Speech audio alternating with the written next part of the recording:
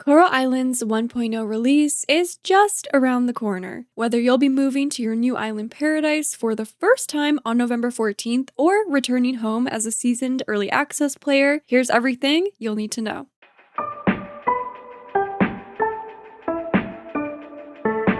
Hello friends, welcome back to my channel. I'm Sarah Sunstone, and today I will be getting you prepared for Coral Island's 1.0 release, which is almost here. So without any further ado, let's get right into it. First of all, the launch date for the game's 1.0 version is November 14th. However, we don't yet have an official release time, so keep this in mind when making plans. For reference, Coral Island released into early access on October 11th of 2022 at 3:00 p.m. UTC, 11:00 a.m. EST, or 8:00 a.m. PST, so perhaps we can expect a similar time frame for the full release. Honestly, we'll just have to wait and see, but I absolutely will be streaming the minute the game launches, so mark your calendars and get ready to join in on the excitement. If you haven't already purchased the game, you will need to decide on which platform you'd like to do so. Coral Island will be available for its 1.0 launch on PC, PlayStation 5, and Xbox Series X and S, including on Game Pass. The Nintendo Switch version will be coming, but just sometime next year in 2024. This really just comes down to your preference, but please be aware that there are currently no plans for cross progression, so if you were to purchase multiple copies for different platforms, you would have to start separate save files on each. The suggested retail price of Coral Island will increase to $29.99 USD upon the release of version 1.0, so if you're planning to purchase it for PC and would like to save $5, you could purchase it right now on Steam, and your game will just update when the new version launches. To clarify, you will not have to purchase the game again if you have already bought it in early access, unless you'd like to buy it for PlayStation or Xbox. Also, while we're talking about purchase options, I would like to kindly suggest that you consider purchasing Coral Island through the Humble Games store. If you purchase the game here, the developers will receive a larger portion of the sale than if you purchase it elsewhere, so that is my humble recommendation. Next up, we're going to address save files. Now everyone please listen up, because I've literally seen hundreds of questions about this topic across the internet, so let's address this again and break it down a little bit further. Now, this only applies to those of you who have already been playing Coral Island for any portion of early access, so if you have, you are going to lose your progress. Almost everything will be reset once you start your adventures in 1.0. Your farm layout, gone. Your inventory, gone. Town rank, gone. Museum donations, story progression, gone. Wiped. You will be starting back in the character creation menu and arriving on the island again for the very first time. Now, I said almost everything because luckily you will be keeping your gold. By gold, I mean money, your coral coins. And I do have some additional information to share about this, which is some really amazing news. You actually aren't just going to be keeping the money in your pocket. No, you're going to be keeping your total cumulative earnings on your save file. If you'd like to see exactly how much money you've earned in total on your save file, simply visit your journal in the game and take a look right here. This is the amount that you will start off with in 1.0, but you will only start with this amount if you choose to play with New Game Plus. Now, we don't exactly know how this is going to look, but I'm imagining that you'll load up the game, you'll see your old save file listed when you go to play, and when you select it, it'll probably say something like, do you want to continue on this file with New Game Plus? Your old progress will be reset, and you will say yes, and that'll be that. From there, it'll start up a new game with your previous earnings. Also, you can use New Game Plus for multiple save files, so if you already have a couple going and would like to keep both for 1.0, say to have different playthroughs with different marriage candidates, pets, so on and so forth, you definitely can do this as long as you don't overwrite any of those previous save files before activating New Game Plus. Now, I've been asked multiple times, should I continue with New Game Plus or should I just start fresh? And personally, I would recommend that you at least give yourself options. So carry forward at least one of your old saves with the New Game Plus feature, but after you do this, you can always start a brand new save thereafter if you want the experience of working your way from the bottom to the top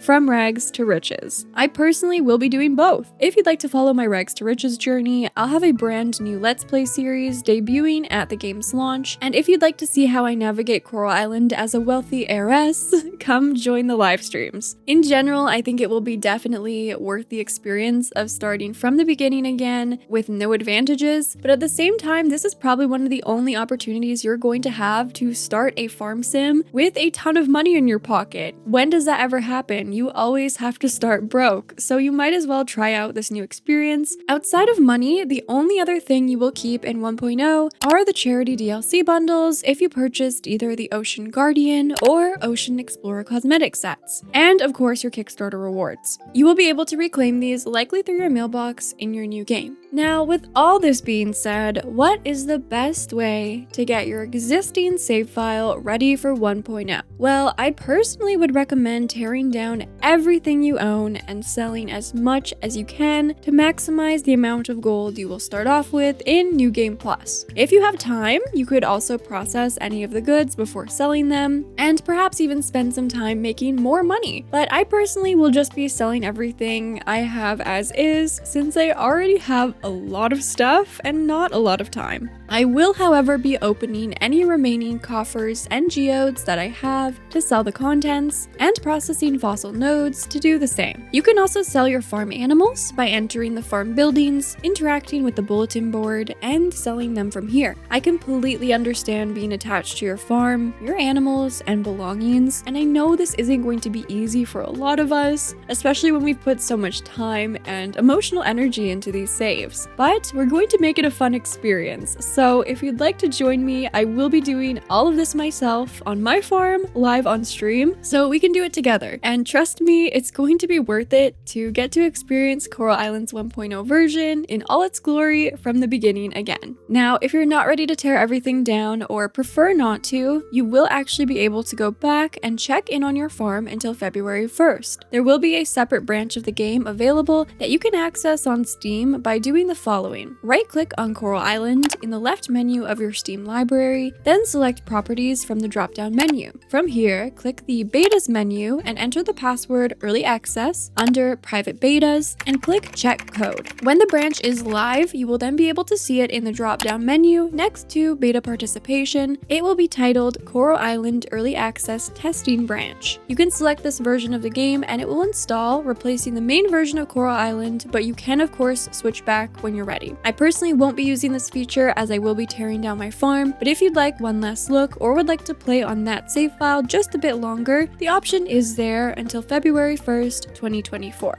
Also, be aware that if you start New Game Plus in 1.0, you will no longer be able to access that older save in the testing branch. So outside of making tons of money to start your new game with, you might also want to take some photos of your old farm before tearing it down, maybe one overhead shot from the bird's eye view, and also some close-up shots of certain areas, whether it be for memories or to replicate aspects of your farm design that you liked on the new save. You might also want to write down the names of your animals if you'd like to rename them the same on your new save. If you're having a tough time with this part of the transition, think of it as if they're going to live with Jack and Kenny at the ranch or staying at a daycare just for a little while, and know that you'll be reunited with them on your farm in 1.0. This was so thoughtfully and kindly suggested by Lynn, one of my lovely Gemstone members on my Discord server, and it just seemed like the perfect idea for this transition. So thank you, Lynn. So that's just about everything you can do to get your save file ready for 1.0, but I also want to talk to you all about expectations for the game. Specifically, the fact that 1.0 does not mean that it is the full and final version of Coral Island. The game will continue to receive updates and new content additions through 2024 and potentially beyond if all goes well, because the team wants to continue supporting the game as much as they can. While most main features will be included in 1.0, some features you may have expected to be but will not be included are the following: Merfolk Romance, Town Rank Level S, the tourist system, and Spooky Day NPC outfits. Now, there are a ton of other features coming in 2024, but none of the others listed on the roadmap would have been likely to be ready for 1.0, such as multiplayer,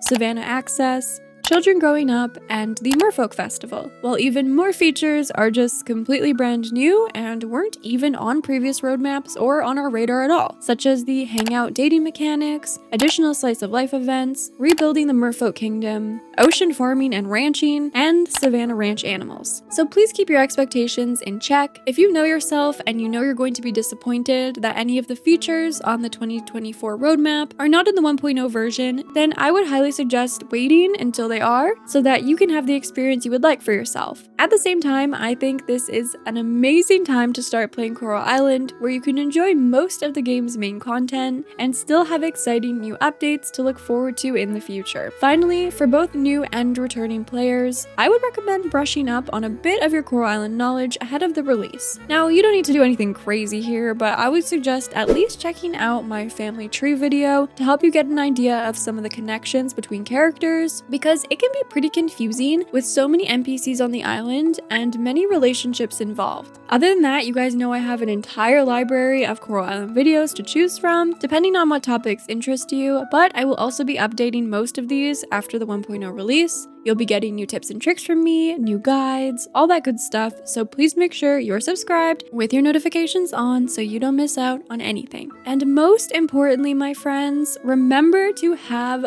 fun. Play the way you want to play and take your time with this experience. It is not a race, and there is no right or wrong way to play. Just enjoy and appreciate every little moment. So there you have it, friends. That is everything I think you need to know about Coral Island's 1.0 release based on the information we currently have. I hope this helps you prepare for your experience playing Coral Island either for the first time or as a returning player. I know you're all going to have so much fun with this game, so I cannot wait. Please give the video a like if you are going to be playing Coral Island's 1.0 version. And with all that being said, thank you so much for watching. I love you all, and until next time, take care. And a very special thanks to Paul, Ember, Formodus, Tansy, Becca, Anime Lover, Jack, Janes, Meredith, Cheese, Cisco, Divine Raven, Blossom, Kayla, Wolf, Salem, Zaries, Lawrence, Fabiola, Sunshine, and Kicknell, my beautiful gemstone members.